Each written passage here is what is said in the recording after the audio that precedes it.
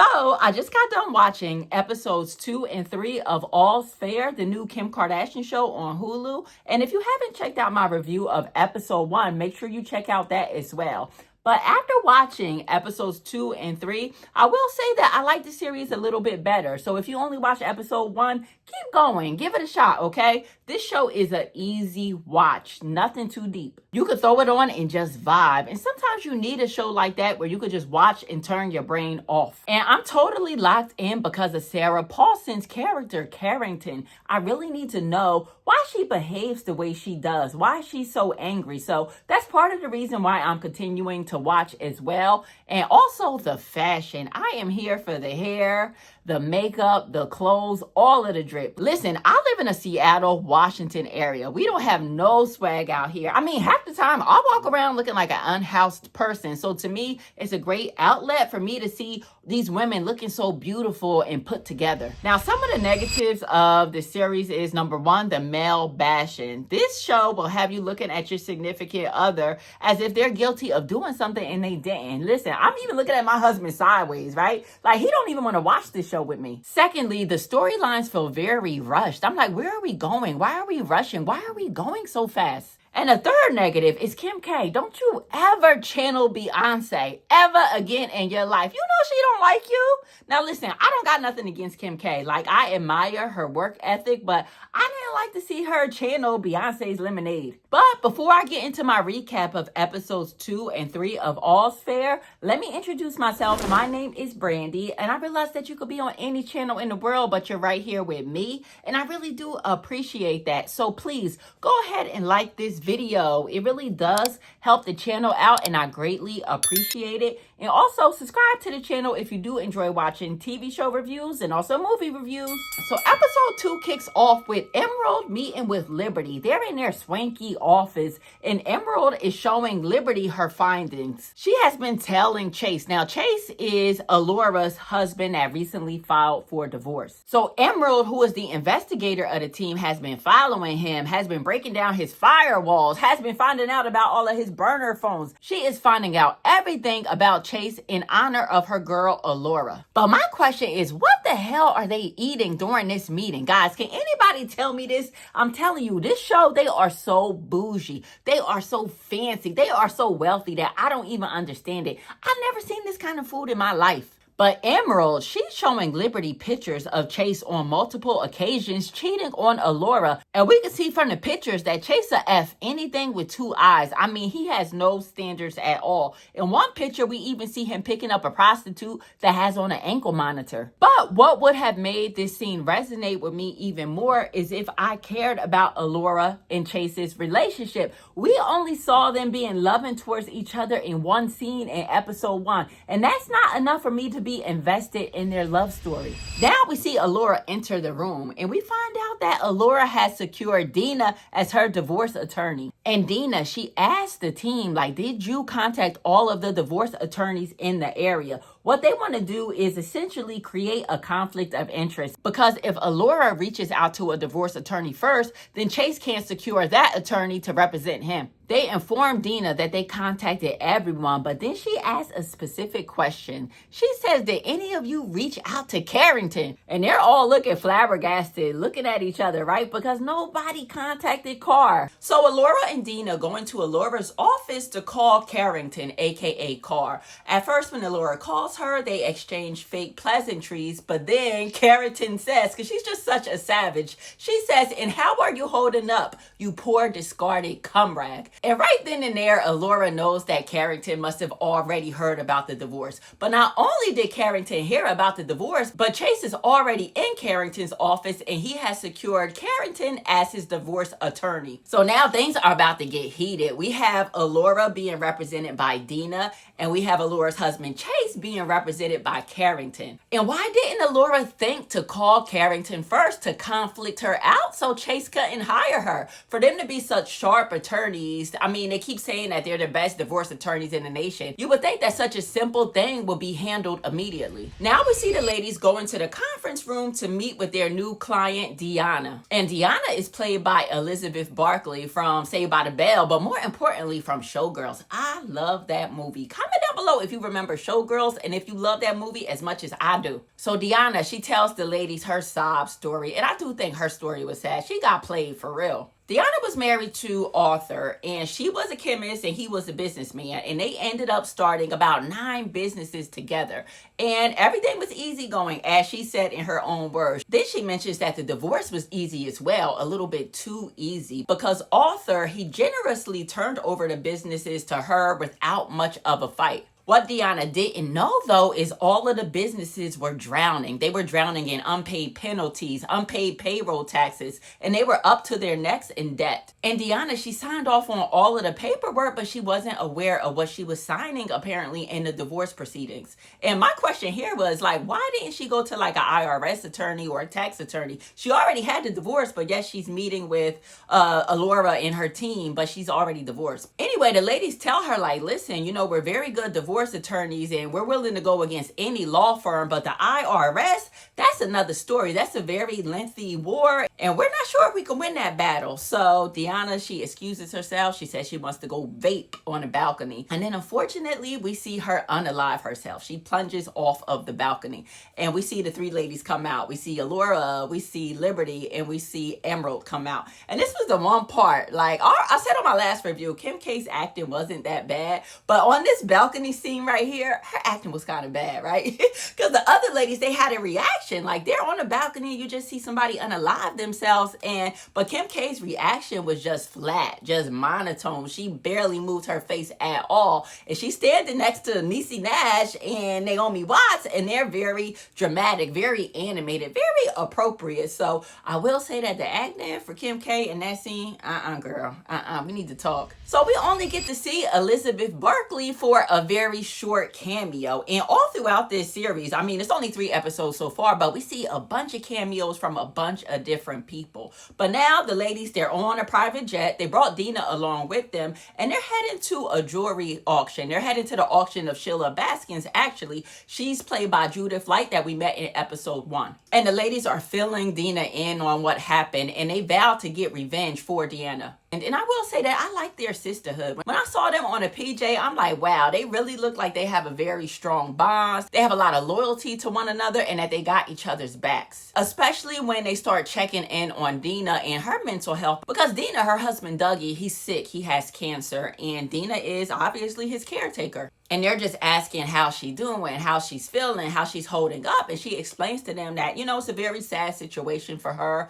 Dougie, he used to be so vital, so strong. But to see him go through his cancer treatments and be so diminished is very hard for her to witness. And we find out later in this episode that Dena's husband is played by Al Bundy. I don't know his real name, but remember Al Bundy? Again, just so many cameos in this series. When they arrive at the jewelry auction, they run into Carr, their #1 op. Of course, she insults them right on the spot. And I don't understand how Carrington is so angry 10 years later. She's still angry that these ladies left and started their own law firm. And she's mad that Dena gave them her blessings. I am so eager to know more about this character. But nonetheless, Dena, she has her heart set on bidding on a brooch that she really wants. She even mentioned it on a PJ with the ladies. And the other ladies, they want the brooch as well. So when the auction begins, Alora, she bids first. And then Dena, I think Dena bids $400,000. Remind you, these ladies got money. Money is not an issue. Carrington, she purposely outbids Dena. She pledges $500,000 for the jewelry, and she says, and I'm not willing to stop. I'm willing to go as high as it takes. So Carrington, she outbids everybody, and she wins the brooch. Now we get to see a hilarious scene in the bathroom when Dena and Carrington run into each other. Dena is congratulating her that she won the brooch, and Dena is insulting her. She has all of these old age jokes. Like, listen, you know, I know you're representing Alora,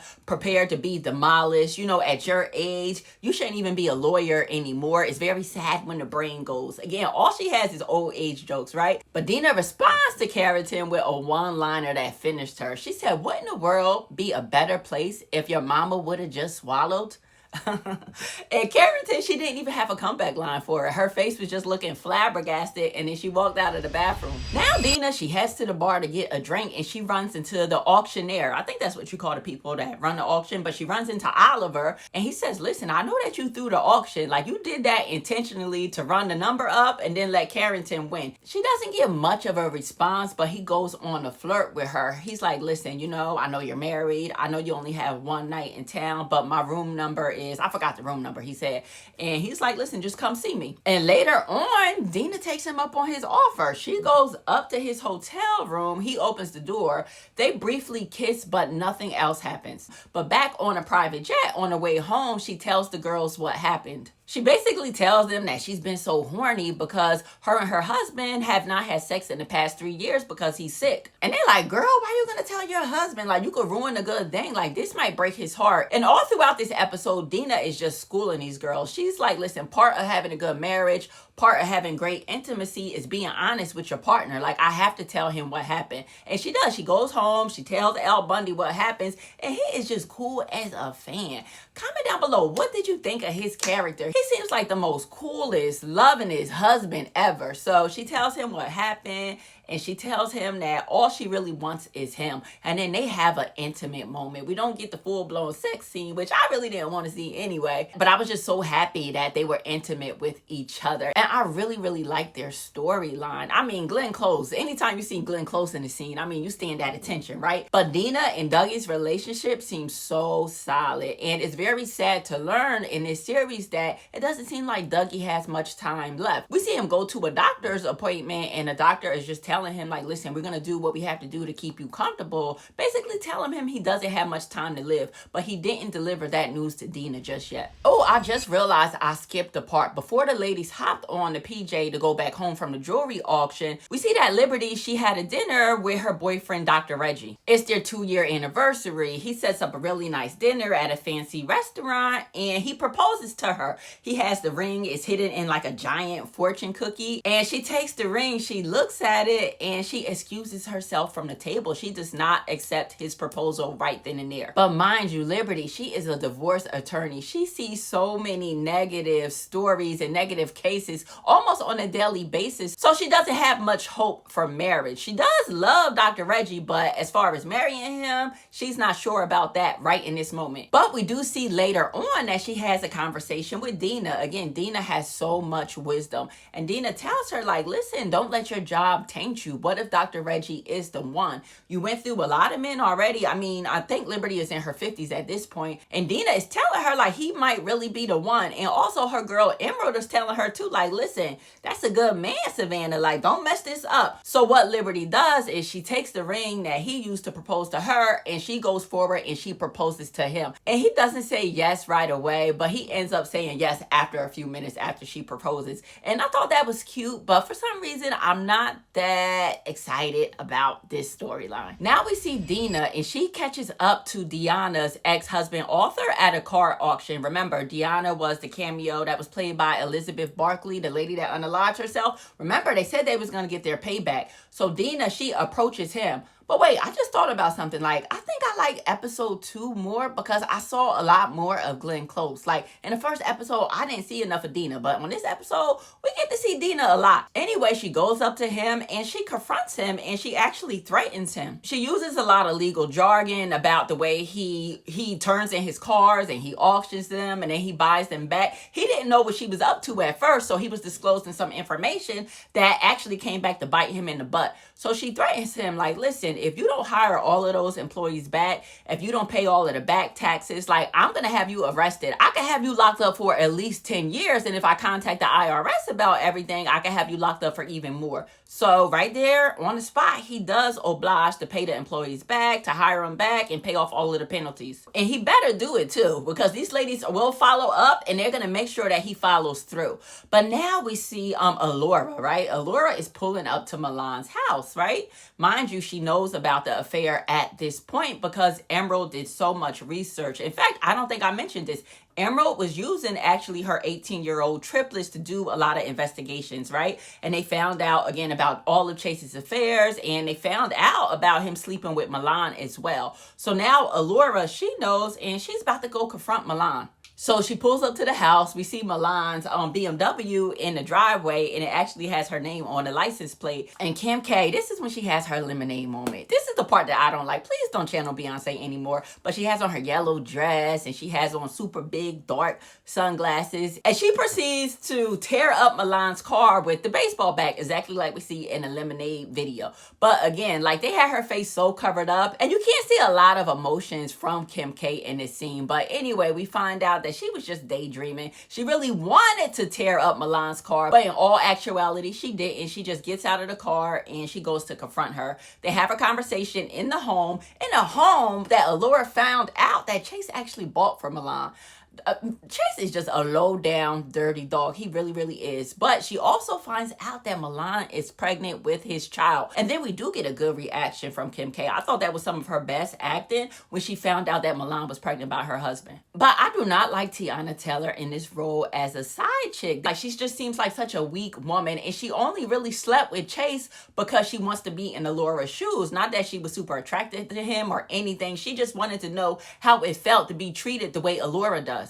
And now she's finding out, isn't she? Because on the next episode, Allura finds out about all of Chase's affairs and all of his wrongdoings. And she doesn't even seem interested in him anymore either. In addition to Milan finding out so much information about Chase on episode 3, we see that episode 3 is largely based on cosmetic procedures, right? Because episode 3, it opens up with the ladies, they're in the office, and they're all talking about like their self-care routines. And Allura mentions that she's going to get revenge on Chase by taking care of herself, making herself look younger, by having all of these procedures done. And they all go around the table and they're talking about these expensive treatments that I never even heard of. Like Allura, she mentions that she has some fillers that are made from like salmon sperm. She mentions that she has this butt lifting treatment that she has done. I mean, the list went on and on and on. But Dena, being the OG of the group, she tells them, like, listen, you can do everything you want to try to stay young, try to look good, but listen, it's best basically to age naturally. And it doesn't matter so much what's on the outside if the inside doesn't match that. And it was ironic that they had that conversation, because then they meet their next client, who was played by Jessica Simpson. And Jessica Simpson used to be my girl. I used to love to go to Macy's and buy Jessica Simpson shoes back in the day and get her perfume too. But nonetheless, we see Jessica Simpson and she is botched. Her lips are botched. Everything. Her surgery is just jacked up. And Jessica Simpson, her character's name on this episode is Leanne. And Leanne, she tells the ladies her story. She tells them how she met her husband. He is a rock star or a pop star. His name is Tommy. And let me tell you, Tommy looked like death.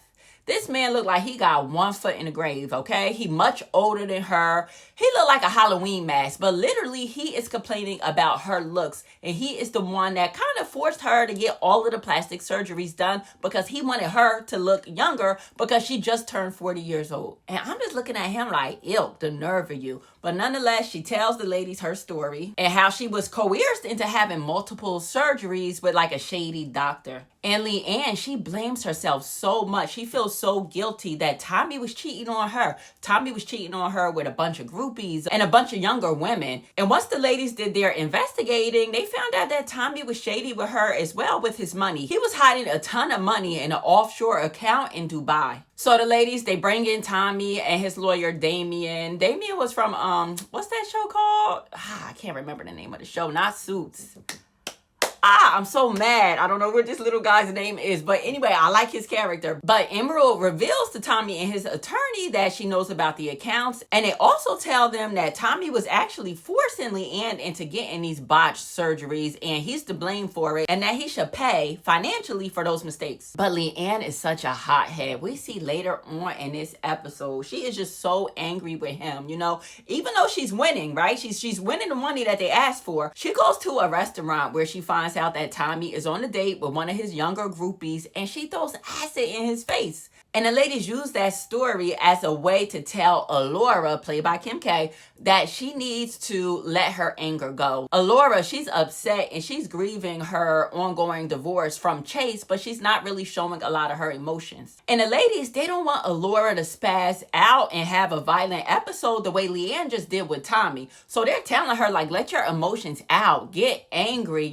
cry, grieve. You're going through a divorce. And she's not really showing much emotion on this episode. Not really an appropriate amount of emotion for everything that she's going through. Mind you, she found out that her husband is having an affair with her receptionist and her friend Milan. She found out that Milan is pregnant, and even on this episode, she found out that her husband was having an affair with a trans woman that used to be a sex worker. So Allura has a lot going on, and she's just not processing all of her emotions. But part of the reason I think too, y'all, just I'm being a little bit shady here, is because Kim K, again, her acting is not super bad, but she doesn't have the range to show a whole bunch of emotions. So I think that Ryan Murphy and his team purposely wrote her character to be pretty monotone and pretty flat just to match Kim K's acting range. But hopefully in a few episodes, we see Kim get more angry. We see her grieve a little bit more, and we see more range from her. But I was happy to see that after Allura found out about Chase having an affair with the trans woman, is that she went and got Milan, and they went and got tested for STDs. And they went to some kind of swanky, exclusive doctor that didn't have any openings until 2040. So they're in the waiting room waiting to be tested, and Milan discloses to Allura that she used to strap up on Chase, like she used to peg him, right? So I'm like, dang, is Chase gay?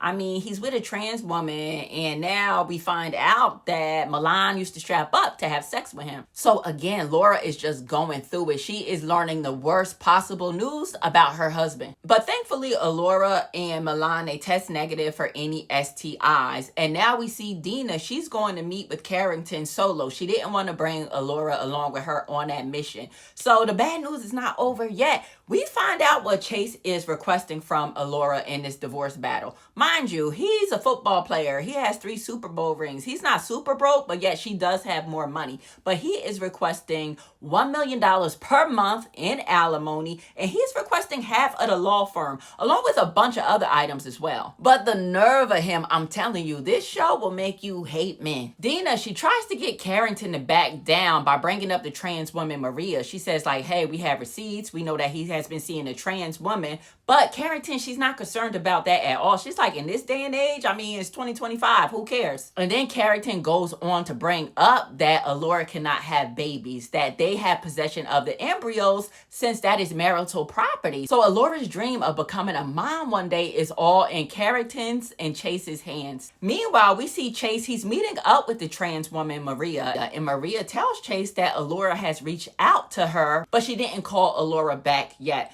And all she wants from Chase is to go public. Not really public that they're in a relationship, but just a photo opportunity for her and her sister on Instagram. And I'm like, girl, that's all you want? That sounded very suspicious to me. But Chase agreed that, you know, after everything is over, that he'll give her the photo op. And he seemed a little bit baffled by the request as well. So I guess we'll have to see how that pans out. Now, towards the end of episode 3, we see Allura go to visit Milan. And she brings a whole bunch of items for the baby. And her and Milan, they have a conversation, and they're drinking champagne. And I'm like, Milan, ain't you pregnant? Why are you drinking? Like, is she really pregnant? Is she not? Do she not care? But anyway, they have a conversation, and Milan tells Allura that she plans on having the baby and raising the baby alone. She doesn't need Chase for anything. She hasn't even told Chase about the pregnancy yet. And you could tell that Allura, she has an idea right then and there. But she continues, she's talking to Milan about how she wants to have 2 babies. She wants to have a boy, then have a little girl. And she planned on having the embryos implanted at the age of 43, and then the second embryo implanted at the age of 45. So she had plans, but now she's seeing that her dreams might be swept right from under her. But the idea that Allura got, apparently after talking to Milan, is that she could raise the babies on her own. So we see at the end of this episode that she goes to have the embryos implanted. And she had to forge Chase's signature to do so, because again, that is marital property and you need both parties to consent. So I am wondering how this is gonna go. Like, will the embryos take? Will she become pregnant? And what happens? And I think that is bold for a lot of reasons, because I mean, these are going to be Chase's babies for one, and at this point she hates him, and secondly, that is against the law to have those embryos planted without Chase's consent, and she's an attorney and she's aware of that. So will she go to jail? Like, what is gonna happen next? But nonetheless, guys, episode 3 I think really sealed the deal for me that I'm definitely going to finish this season out. Thought it was a really strong episode. Actually, it had a lot of more substance. It still had the style that I like, but a lot more substance and a lot more meat on the bone. But nonetheless, if you made it this far in the video, make sure you give the video a big fat thumbs up, turn on your notifications, and I'll see you on the next All's Fairs recap. Peace.